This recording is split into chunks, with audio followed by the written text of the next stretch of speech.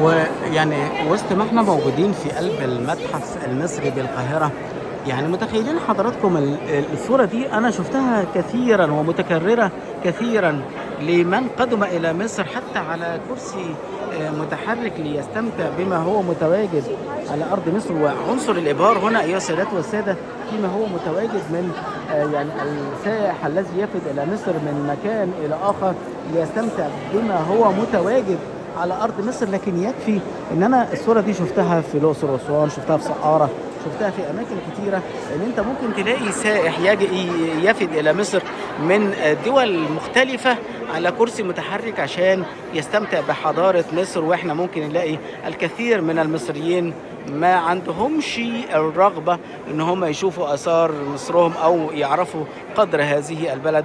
ده نموذج ايها السادة والسادة يحتاج الى وقفة لمن يعني كان له عقل. ويعني تعالوا شوفوا كده يعني هذه اللوحة الخاصة بالملك نعرمر، ودي كانت فيما يخص توحيد الجزء الشمالي والجزء الجنوبي من مصر.